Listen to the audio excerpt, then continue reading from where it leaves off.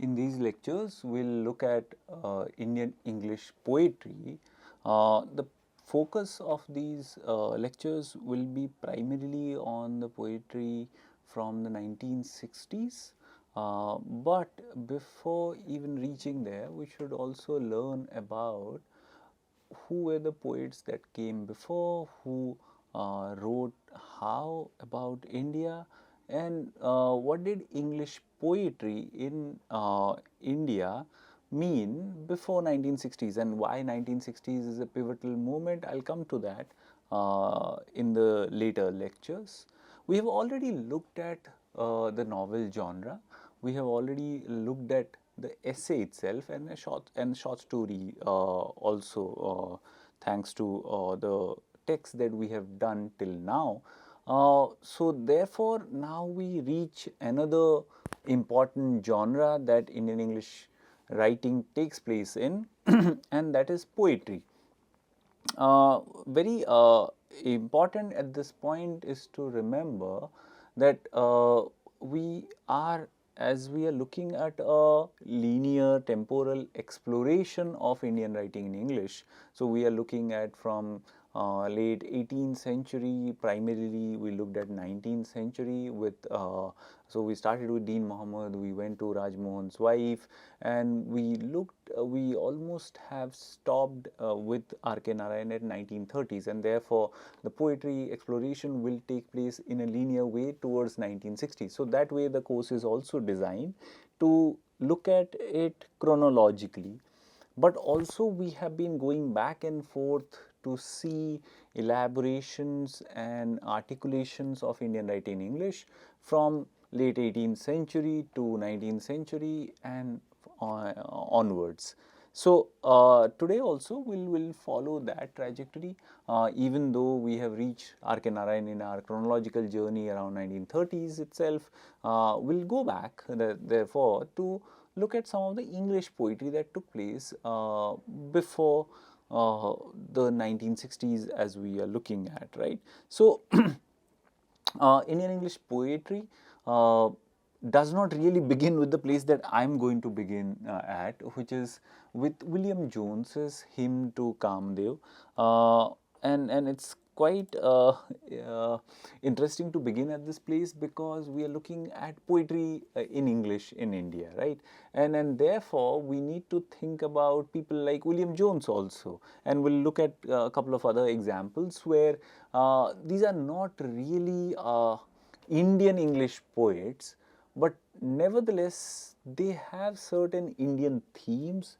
They have they have adapted certain Indian cultural context, which make their claim on Indian writing in English, and we have looked at how vexed these categories are. So therefore, it's interesting to also note this aspect of Indian writing in English, as we did with a general background vis-a-vis Dharwadkar and others, that Indian writing in English is not only restricted to people born in India or are Indians, as we looked at various ways that, for example, Dean Muhammad qualifies to be Indian in that way, and every other aspect that as we will go on and discuss, right? So why do we even have to bring in William Jones, right? And then I've got an excerpt from one of his works called A Hymn to Kamdev. The spelling, obviously, as you can see, is a bit different than what we would generally use for Kamdev or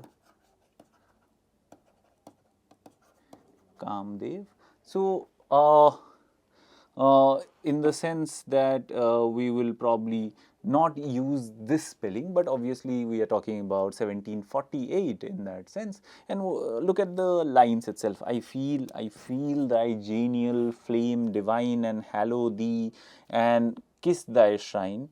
Behold my swimming eyes entranced I raise, but oh, they shrink before the excessive blaze. So he is talking about the god Kamadeva, the god of love, Kamdev. The hymn is basically an embodiment of William Jones's deep interest in Persian, Arabic, Sanskrit scholarship and languages and literatures itself, and that's where Kamdev comes from these traditional themes and myths that are abound in India itself. So you see a hymn to Kamdev, and then according to scholars, it's very important to know that there is no way or no attempt to look down upon this. So this is not a typical what we'll call the colonial construction uh, of India in that sense, because uh, in the hymn itself you hear a lot of other deities who are named. He talks about here Sanskrit poetics and Hindu iconography. So we have names like Krishan he takes in this poem, and Mahadev, just like this Dev, again Mahadev. So Mahadev instead of Mahadev, it's Dev, but yes, you can see that a lot of Indian deities are used. He uses words like Champa, Kitikam, Bela, Nakeshar. All these flowers or many names that are used, names of divinities are used, and then the flowers, as I said, Champa, Amir, Nakeshar, Kitikam, Bela, the names of the flowers that arm Kamdev's love arrow. So there is no cultural condensation, and nor is there a sense of rationality that is brought in. Very important, these ideas itself, that what William Jones does is to incorporate his Sanskrit scholarship, his ideas about Hindu iconography, and he does that by including these words into his poetry itself. And it's we don't study that much William Jones's poetry itself, because his monumental work on languages and his translations are the ones which get scholarly attention. But if you look at his poetry also, you will see a kind of cultural synthesis, a attempt at adaptation, right? A key word that we had seen when we were talking about Bankim's Rajmohan wife also. So we get to see that sense of trying to adapt Indian words, Indian cultural context, Indian myth into English poetry itself, and one of those attempts is by William Jones. Particularly, I wanted you to see that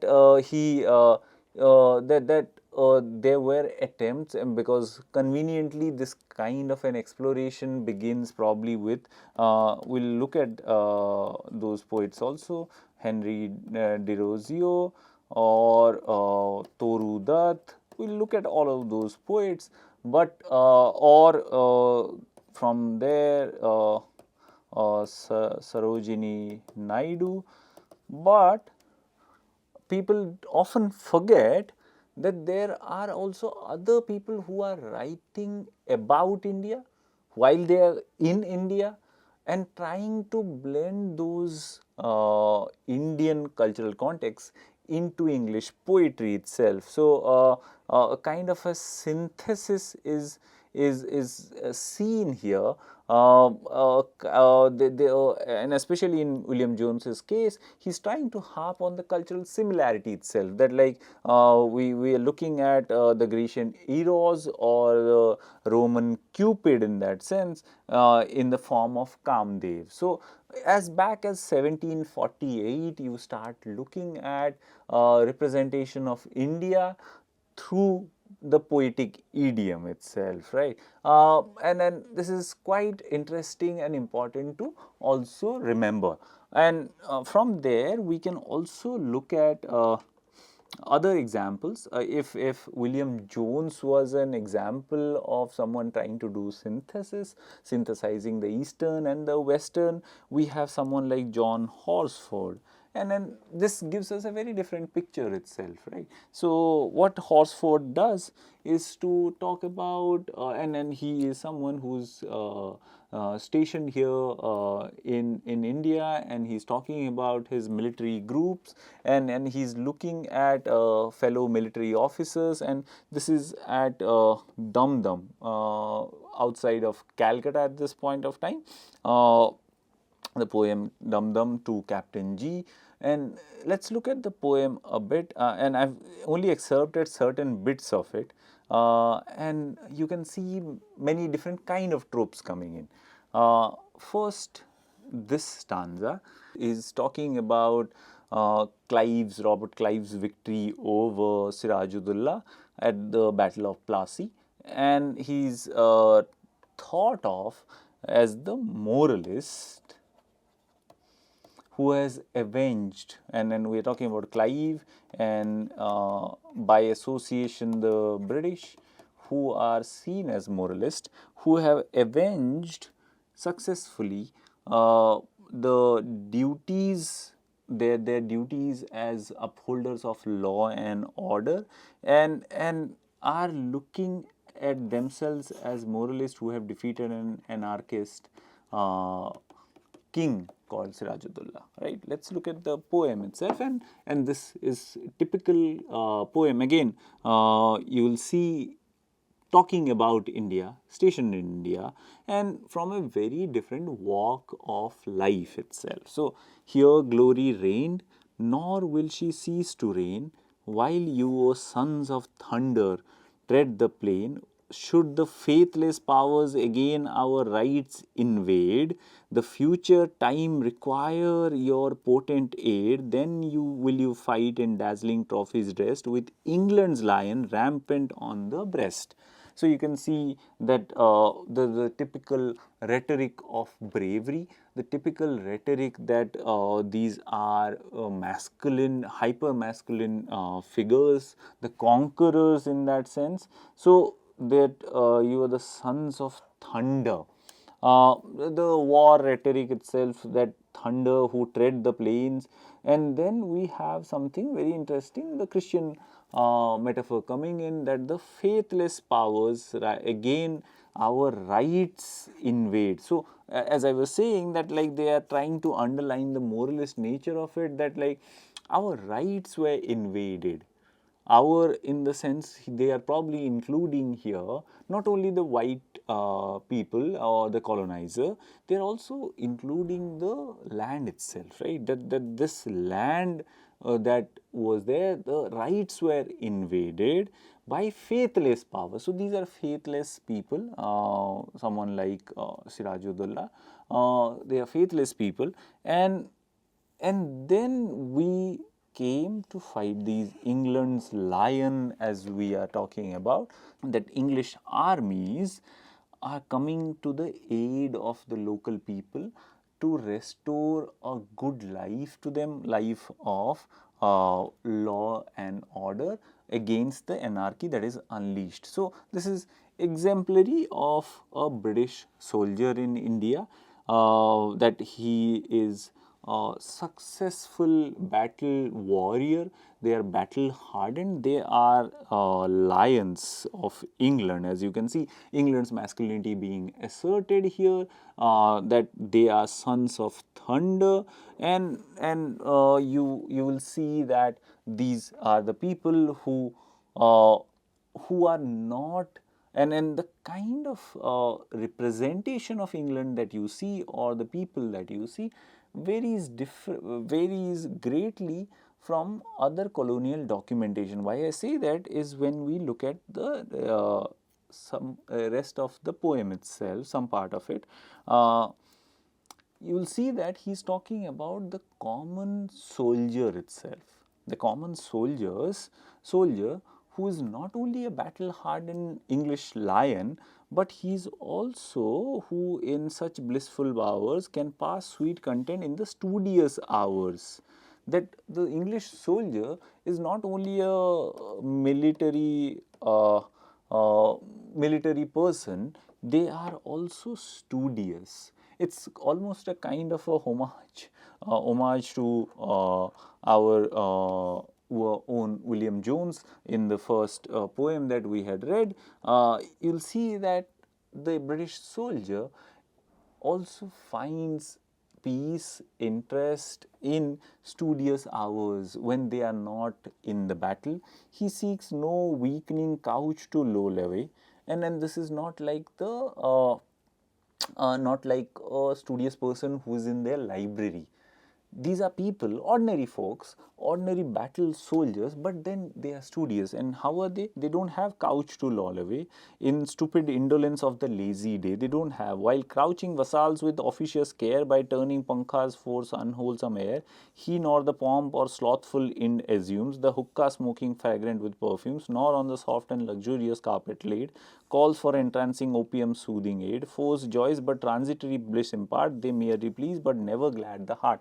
He's saying that it's almost like a critique of the officers of the empire itself, that they may also be reading, but they have all these things, that there is a pankhawala who is like airing the room, and then there is sloth, and then you also have crouching vassals who are taking your care itself. You have a lot of people who are engaged to take care of you, and you have the luxury of a lazy day, and then you have hookah with you to smoke and like also enjoy while reading. So there is no luxurious carpet, there is no opium. So all this blissful atmosphere is not there. That's what Horsford tries to argue. So we have a very different sense of who is this English soldier, right? So this English soldier, while toiling away, engages with studies, because even though he asserts that this is what his heart is at, that they are like great military soldiers, battle hardened warriors, but it's actually their joy is in the studious hours. He gets sweet content in those studious hours. So after the day is done of bloody battle, probably they get whatever time they get to that studious hours, they are reading. So we are also given an image of the reading empire, an empire where people are reading, that like you have officers who are reading in their very cozy, indulgent ways, being taken care of in various ways by people and by substances like opium and everything. But also you have ordinary soldiers who are toiling away and finding time to read. And then, as I said, it's an homage to the typical British official who always has time to read. They are reading, and as I said in my introductory lectures also, it reiterates the idea of the empire as a textual empire, that people are reading, producing knowledge about the empire itself. This kind of an idea again gets reiterated when he actually writes a poem called Epistle to Sir William Jones, written to him during the late war with Tipu. 1790, and there he makes it more explicit. To us, what joy can jarring armies yield, or levelled cities, or the sanguine fields, or sacked pagodas, or the plunderers' fans, or Indians gasping on their native plains, or pillaged wealth from Hyder's love's awards, or ransacked ornament from idle gods? The spoils of war can no real joy can give. It is it is poesy's soothing voice that make us live. It makes it very clear, and you can see again poetry here has a lot of historical references, much like if you see William Jones's which are many cultural allusions. Here you have Hyder loved abodes that are being pillaged, and pagodas that are sacked, the plundered, and Indians gasping on the native plains, there are pillaged wealth and everything. You would probably think that he is writing a very critical account of the British occupation in India, and this is very important, therefore, to read this poem, because you start seeing that he's actually telling us, he's detailing what all the British are doing in India, right? That they are leveling cities, they are sacking pagodas, they are plundering, they are like Indians are gasping, and they are interested in pillaging wealth from Hyder Ali, Tipu's father, ransack ornaments from idol gods, like from ransacking the temples itself. So you can see that there is a critique that is inherent here, that like, oh, none of this gives us joy. What gives us joy? The joy is actually from poesy's soothing voice that makes us live here in this foreign land. If it is anything that makes us live here, and he's just not saying that we are just enjoying, it's the bare essential, that poetry makes us live, art makes us live. So artistry, or writing of poetry, or reading of poetry, actually is intricately related to their being itself, to their existence itself. So what we get to see in these two poems, which are written by foreigners about India while they are in India, is a very different approach towards India.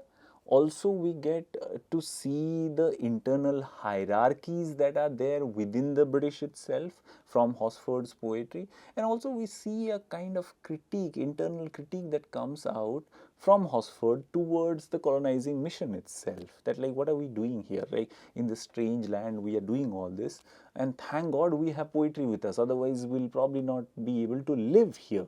So, in that sense, we get varied accounts of early poetry written by foreigners about India in India itself.